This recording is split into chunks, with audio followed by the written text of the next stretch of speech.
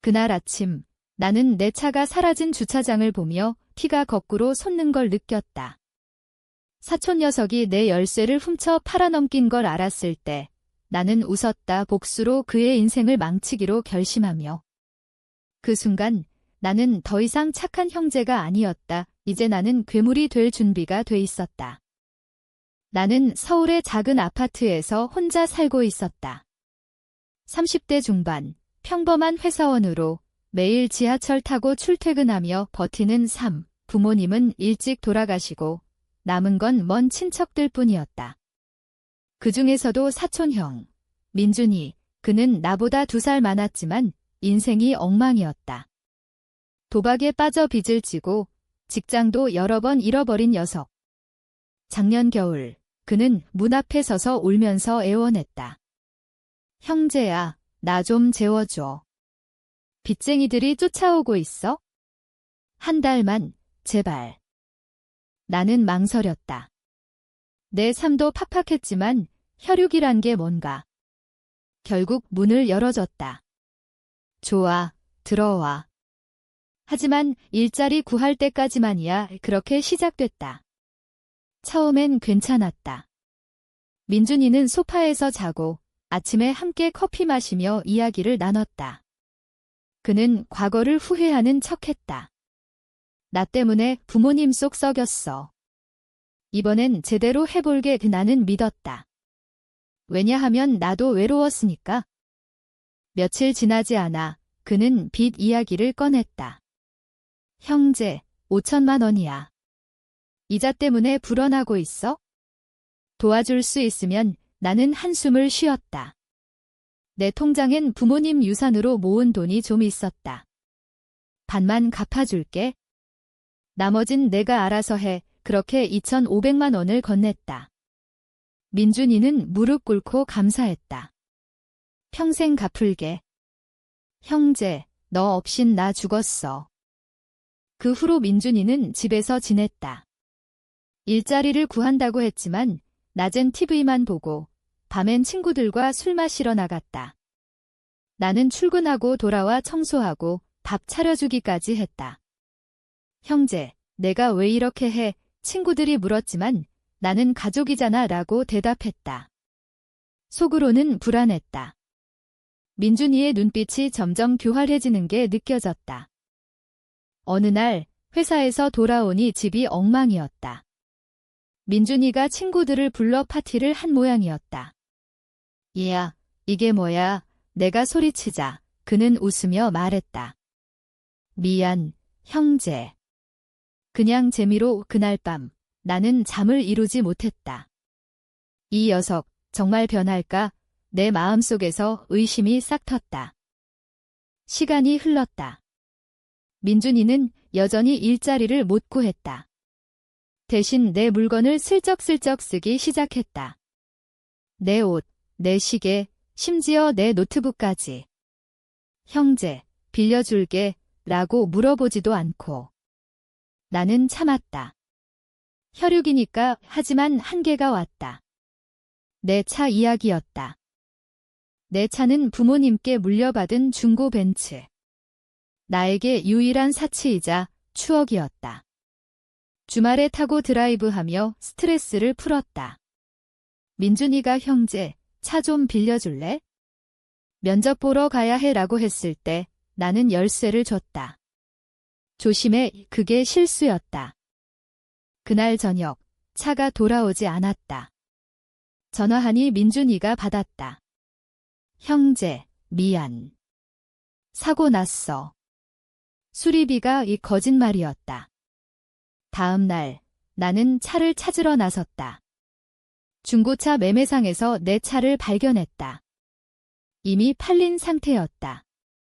매매상 주인이 말했다. 어제 어떤 젊은이가 가져와서 팔았어요.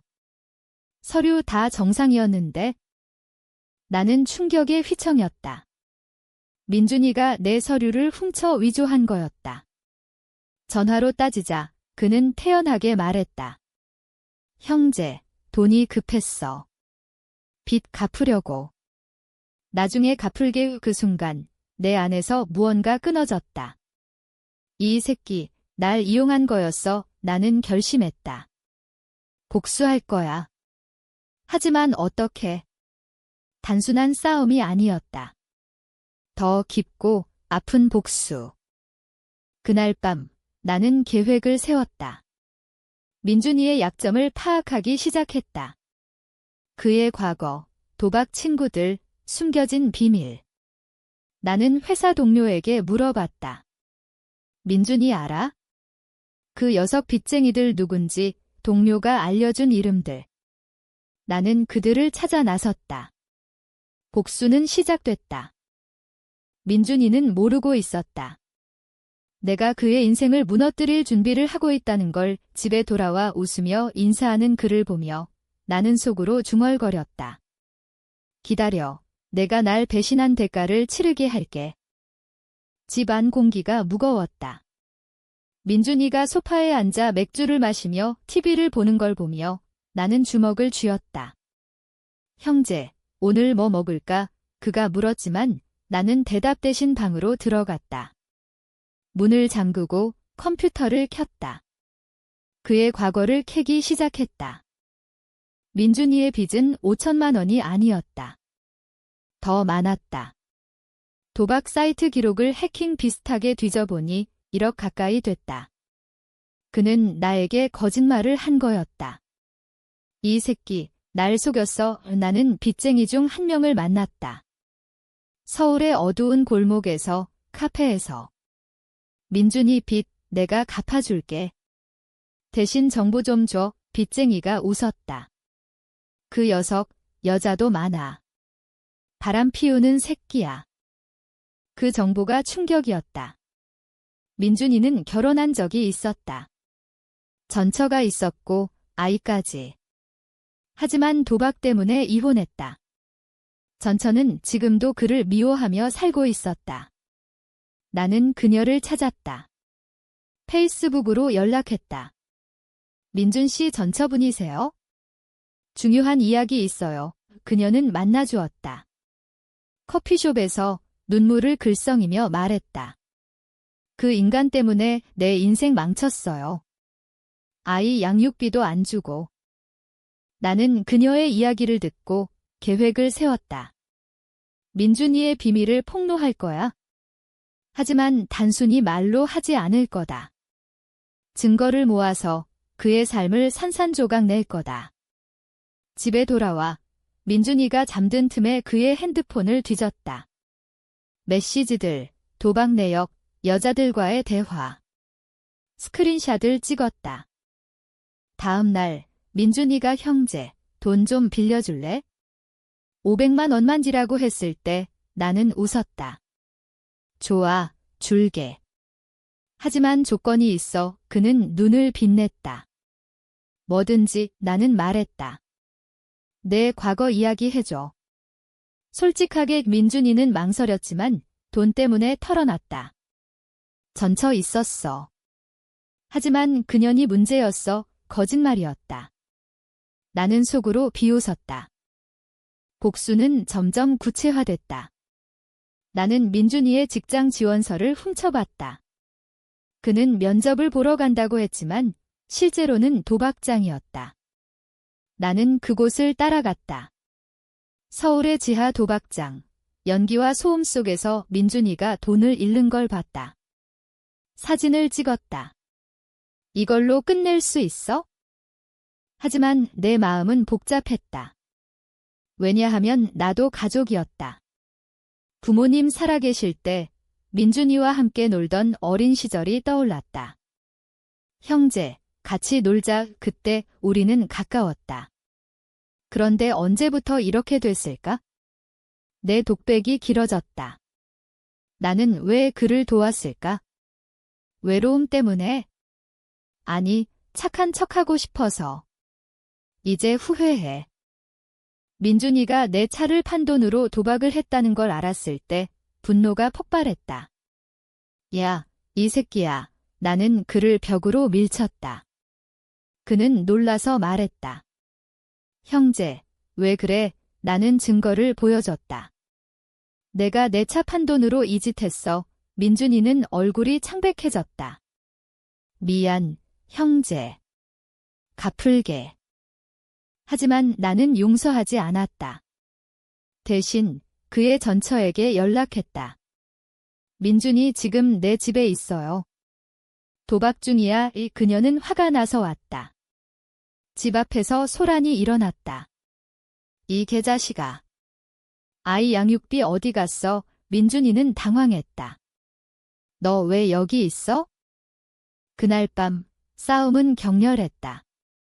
민준이가 나에게 달려들었지만 나는 피했다. 형제, 내가 왜 이래? 그는 울면서 물었다. 나는 차갑게 말했다. 내가 날 배신했으니까. 하지만 속으로는 아팠다. 이게 복수인가? 왜 이렇게 빈 느낌이야? 복수는 계속됐다. 나는 빚쟁이들에게 민준이의 위치를 알려줬다. 그들은 집으로 쳐들어왔다. 돈 내놔. 민준이는 무릎 꿇고 빌었다. 나는 멀찍이 서서 봤다. 이게 내가 원한 거야. 하지만 내 가슴이 찢어지는 기분이었다. 시간이 지나 민준이는 집을 나갔다. 형제, 미안해. 떠날게. 그는 짐을 챙겨 사라졌다. 나는 홀로 남아 빈집을 보며 생각했다. 이제 자유로워졌어. 그런데 왜 이렇게 슬퍼? 복수의 맛은 달지 않았다. 오히려 쓰디썼다. 민준이가 떠난 후 집은 고요했다. 하지만 내 마음은 소란스러웠다. 낮엔 회사에서 일에 집중하려 했지만 밤엔 그의 얼굴이 떠올랐다. 내가 너무 과했나? 독백이 반복됐다. 나는 거울을 보며 물었다. 너는 뭐가 되고 싶은 거야? 복수자. 아니면 그냥 바보. 며칠 후 전처로부터 연락이 왔다. 민준이 병원에 있어요. 빚쟁이들에게 맞았대요. 나는 놀랐다. 내가 한 짓 때문에 병원으로 달려갔다. 민준이는 침대에 누워 얼굴이 퉁퉁 부은 채로 나를 봤다. 형제. 왜 왔어? 나는 앉아서 말했다. 내가 걱정돼서. 거짓말이었다. 죄책감 때문이었다. 민준이는 눈물을 흘렸다. 나 때문에 내 인생 망쳤어. 미안해. 그제야 그의 진심이 느껴졌다. 우리는 이야기를 나눴다. 어린 시절, 부모님, 우리의 실수. 형제, 나 변할게. 도와줘. 나는 망설였다. 다시 도울까? 하지만 이번엔 다르게. 좋아. 하지만 내 스스로 해라. 나 도와줄 테지만 내가 주도해. 민준이는 고개를 끄덕였다. 퇴원 후 그는 재활센터에 들어갔다. 도박 중독 치료. 나는 매주 방문했다. 형제, 고마워. 그의 눈빛이 달라졌다. 하지만 드라마는 끝나지 않았다. 빚쟁이들이 다시 나타났다. 민준이 돈, 내가 갚아오. 그들은 나를 협박했다.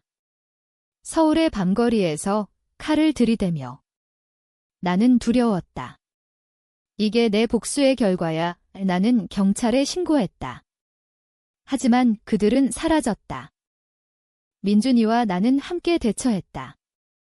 형제, 같이 싸우자. 우리는 변호사를 고용했다. 빚을 재구성하고 도박 사이트를 고발했다. 과정은 힘들었다. 법정에서 민준이가 증언할 때 나는 그의 떨리는 손을 봤다.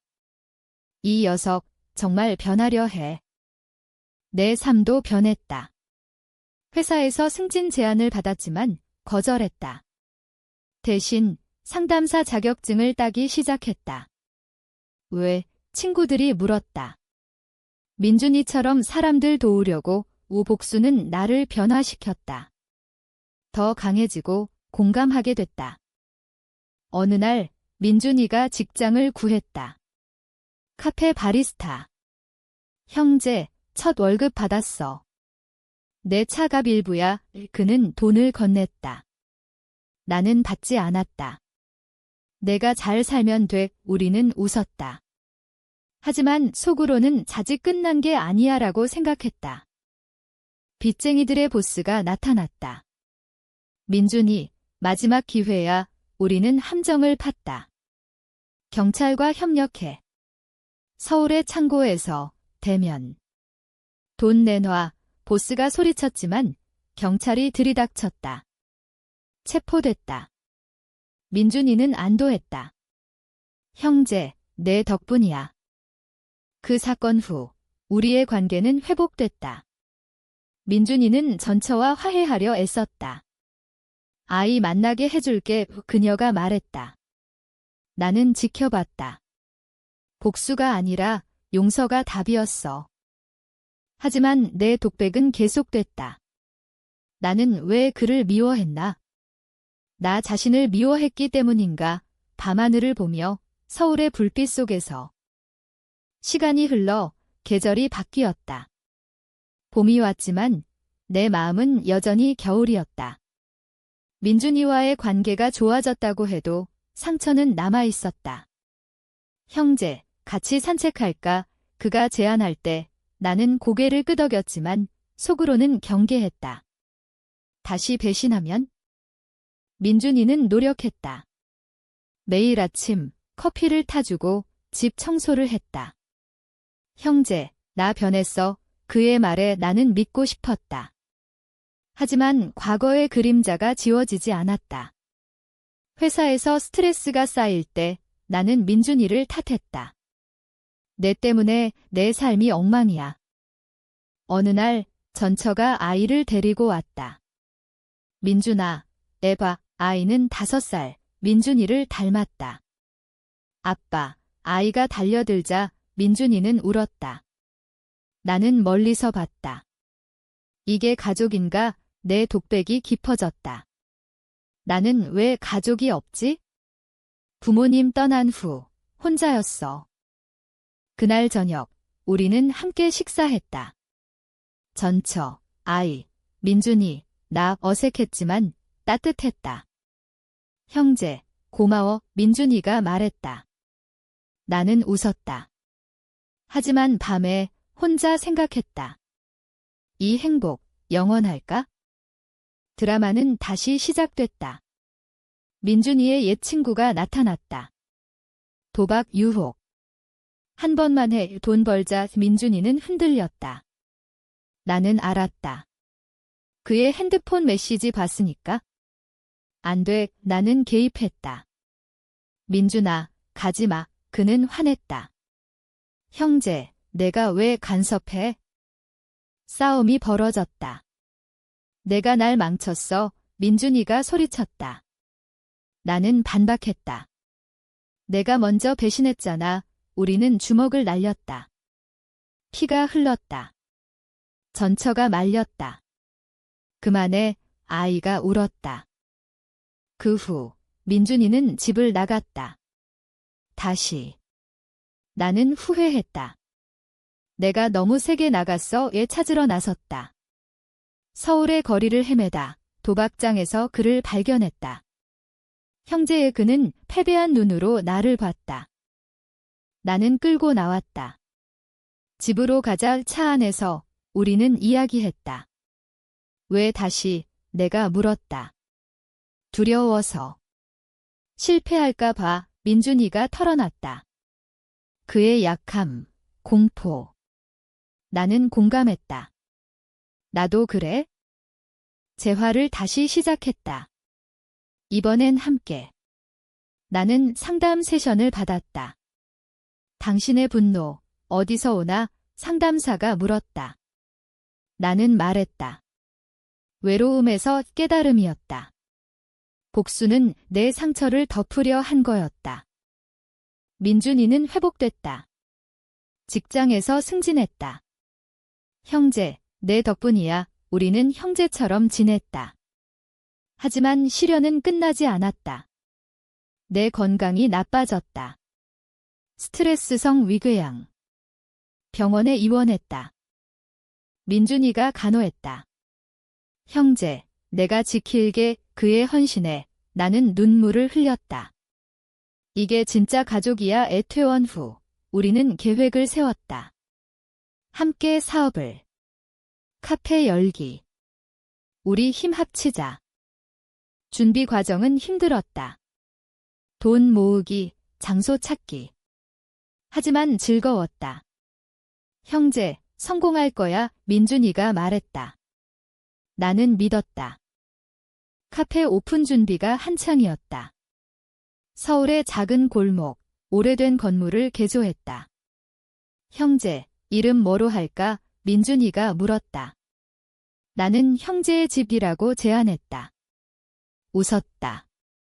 하지만 속으로는 불안했다. 실패하면. 오픈 날, 손님이 많았다. 전처와 아이도 왔다. 축하해, 그녀가 말했다. 민준이는 행복해 보였다. 나는 뒤에서 지켜봤다. 이게 내 복수의 끝인가? 아니, 새 시작. 하지만 문제 생겼다. 옛빚쟁이가 풀려났다. 민준이, 돈 더 내놔. 협박 전화. 우리는 두려웠다. 형제, 어떻게 해? 민준이가 물었다. 나는 말했다. 맞서자. 경찰에 신고하고 보안을 강화했다. 하지만 그들은 카페로 왔다. 불 지를까? 위협했다. 우리는 싸웠다. 민준이가 칼에 베었다. 아, 피가 흘렀다. 나는 분노로 그들을 제압했다. 경찰이 왔다. 체포. 병원에서 민준이가 말했다. 형제, 내가 구했어. 나는 울었다.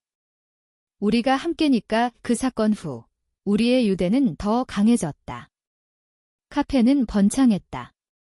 손님들이 우리의 이야기를 듣고 왔다. 감동적이에요. 내 독백은 변했다. 복수는 파괴가 아니야. 재건이야. 나는 책을 쓰기 시작했다. 우리의 이야기. 배신과 용서. 민준이는 전처와 재혼했다. 형제, 증인 서줄래? 결혼식에서 나는 축하했다. 아이가 삼촌 하며 달려왔다. 행복했다. 하지만 내 삶의 새로운 드라마. 회사 상사가 나를 해고하려 했다. 실적이 떨어졌어. 스트레스 때문이었다. 나는 싸웠다. 아니, 내가 더 잘할게. 하지만 실패했다. 실직. 민준이가 도왔다. 카페에서 같이 해. 나는 받아들였다. 함께 일하며 우리는 성장했다. 형제, 내가 없었으면 나 어떻게 됐을까? 민준이가 물었다. 나는 말했다. 나도 마찬가지야. 카페는 유명해졌다. TV 인터뷰까지. 어떻게 극복했나요? 기자가 물었다. 민준이가 말했다. 형제의 힘으로 우리의 이야기는 사람들을 감동시켰다. 내 마음의 상처는 치유됐다. 용서가 복수보다 강하다. 밤에 서울 불빛을 보며 카페가 성공하자 삶은 안정됐다. 하지만 인생은 예측 불가. 민준이의 건강이 나빠졌다. 도박, 스트레스, 후유증. 형제, 암이래 진단받았을 때 나는 무너졌다. 왜 지금? 치료 과정은 고통스러웠다. 화학요법, 머리 빠지고 약해지는 민준이. 나는 매일 병원에 갔다. 형제, 포기하지 마. 그는 웃었다. 내 덕에 여기까지 왔어. 전처와 아이가 지켰다. 아빠, 사랑해. 아이의 말에 민준이는 눈물 흘렸다. 나는 독백했다. 이게 운명인가? 배신에서 시작해 여기까지. 민준이는 회복하려 애썼다. 카페, 내가 이어가. 하지만 나는 말했다. 함께 할 거야. 기적이 일어났다. 치료가 효과봤다. 완치됐어. 의사가 말했다. 우리는 안도했다. 그 후 우리의 삶은 평화로웠다. 카페 확장, 가족 모임. 형제, 고마워, 민준이가 말했다. 나는 너도 라고 답했다. 결국 나는 결혼했다. 카페 손님 중 한 여자. 내 이야기 감동적이었어. 그녀가 말했다. 결혼식에서 민준이가 축사했다. 형제, 내가 내 구원자야. 수년 후, 우리는 늙었다. 카페에서 앉아 과거를 회상했다. 그때 내 차 판 게 후회돼, 민준이가 말했다. 나는 웃었다. 그 덕에 여기 있잖아. 인생의 교훈, 배신은 상처지만 용서는 치유. 우리의 이야기는 끝나지 않았다. 계속될 테니까. 서울의 불빛 아래 형제로서